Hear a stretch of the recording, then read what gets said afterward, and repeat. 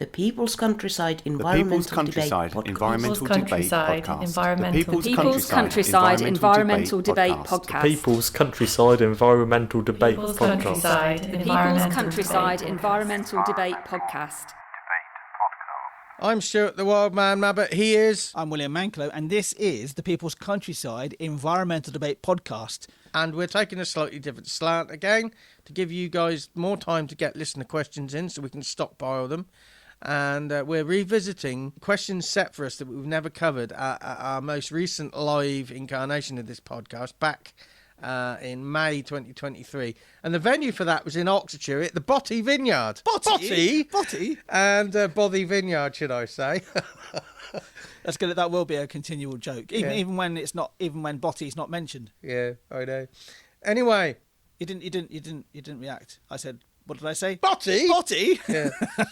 And anyway, we're here to promote the positive solutions that can improve lives and try and empower us all to make choices that have a benefit to more than just ourselves. And that's what it's quite a strong remit for this podcast, but hopefully we get there. Not sure what the question is going to be yet, or the subject title, but that will come to that.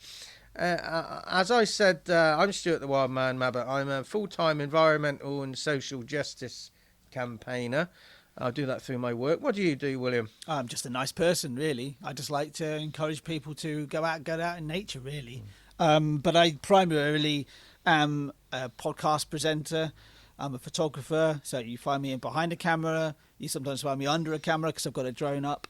In front of a live audience as well. We Stuart and I have been doing talks alongside each other for probably he feels too long, I would have thought, by now. Yep, it is. So if you want to book one, get in touch. We're here to try and change the narrative, or at least try and broaden it out. And we try and normalise the big issues by constantly talking about them openly. And we aim to challenge mindsets, beliefs and habits of you and of us. And we're just two guys willing to explore the big issues with no prep and explore it in real time. And then we can all go and research it a bit more. We try and do that. People often say you need to do more preparation than you do. But when you get presented with this stuff in real life, you don't get preparation time. And that's what we're trying to do. Try and make it a relatable experience. This is what you'll get thrown at you. And, and then we can get the experts in if we so wish. What is the question that came in from the Bothy Vineyard? Bothy? We'll just quickly explain that Bothy thing. Hedley Thorne would know about it because a talk he did recently. Marcham. In Marcham, that somebody had mispronounced Bothy Vineyard. Yeah. And then a number of the audience you simultaneously sat right went, Bothy? Bothy? Yeah. Yeah, it was quite an amusing moment, and that's the sort of thing Stuart was saying off outside the recording earlier that there's these moments that we have together, and they become our catchphrases. Yeah, I know. Nobody had an accident. Anyway, Bothy? This is the question. I've gone too far now. No, never too far. This question was, as Stuart said earlier, was set in during the live incarnation of this podcast, which is the Environmental Debate Live and Unscripted. It was at the Bothy Vineyard.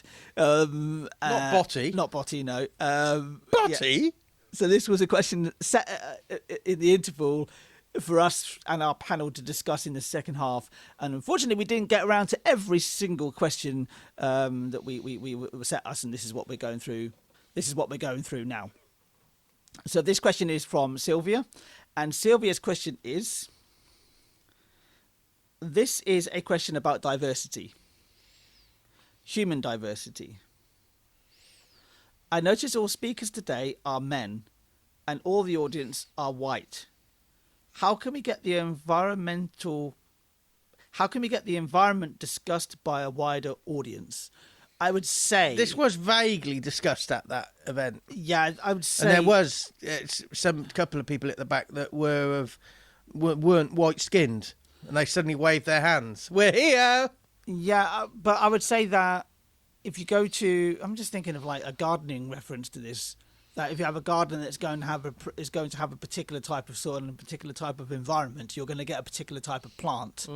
So if you're going to be, I'm not likening people to plants. I'm just going to say that off the bat straight away. But what I'm saying, but they inhabit certain areas. If you're in a certain location, you're going to get the people that are in that certain location, right? Or attracted by that location. Or attracted by that location. Very good point. Yeah. So really, to actually get to widen your audience and to widen your audience, you just need to be able to go to the places that those people feel comfortable in. Yeah. Well, I remember this being said. There were more men in the audience than there were women, but there were some. Let's just say the women that were at this event, they weren't shy at coming forward. And I remember confronting this. I said, well, when we were setting, there was me and William, and then there were 3 other panellists that were all men. And when we were setting that up, we wanted to have 50-50 on that panel. But for whatever reason, we could not get any women to come on with us. Whether that was because we were 2 men, and they felt put off by that. Whether or not they just happened to be, we picked the wrong time and they weren't available. Whether or not they had family commitments. Whether or not they felt inferior because they were women, I don't know. We could not get women to come on. And I actually said to the audience, is there anybody in the audience now who is female that would come up and be the panellist on the next one? Nobody put their hand up. I remember having I don't remember which intern this was. I think it may have been Regina from Warwick University of Warwick. She said maybe you need to do a survey of what prevents what actually stop women doing it instead of just trying and then just moving on. So what's the biggest blockage to them putting their hand up and saying, yes, I want to do that? But I remember when we were setting that up, we wanted plenty of estrogen to water down the testosterone. That was a priority. And we try and do that in this podcast with our guests when we do have them. Yeah. Female voice. Yeah, we actually, in the early days of this podcast, I went to a Women in Sustainability networking meeting, and we got, I think, 3 or 4 guests, particularly from that. Yeah. But I remember there was one person I spoke to. She was a real moth expert, is what she said to herself. But butterfly and moth expert is how she introduced herself, and she seemed really keen to be on the podcast. But when we approached her, we were rebuffed. No, we weren't even rebuffed. We were just like there was a wall of silence.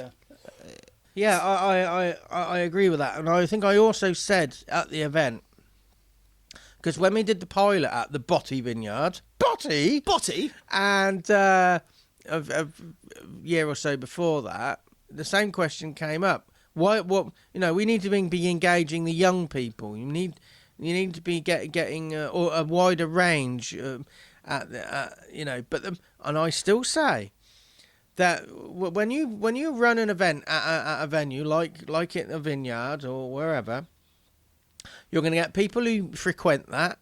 You get people who actually notice it because it's on their radar. But there are also geographical issues. There's also maybe a wider audience would look at it and say that's only going to be a certain type of audience, so I'm not going to go there. My reply was, how we structured that event was the vineyard hosted us. You notice I'm not saying Botty anymore. Botty? And they hosted us. It was their event, but we were facilitators of their event. So what we do, we go around to other venues where the younger people are, where different cultures are, and we facilitate their event. And they have people they recognise on the panel. You can't expect to get a wide food web, shall we say, at an event all the time. You need to go to take your event to them. Yeah. And as I say, somebody in that audience said that, that we're all middle class white, and there were 2 people at the back that weren't white, and they said, we're here. Just my observation. Anyway, so that's I think we've explored that one enough. Yeah. But so. We're going to do a few episodes of unused questions that at this live event, just to get you time to send in your questions for us to debate on this podcast or just conversate around. How can you send in questions, William? The best way is to send them to our email address, which is thepeoplescountryside@gmail.com. But often the questions are sent in via through our social media channels, particularly your Wildman Productions. Productions. That seems to be a big way. A lot of questions come through. Bothy,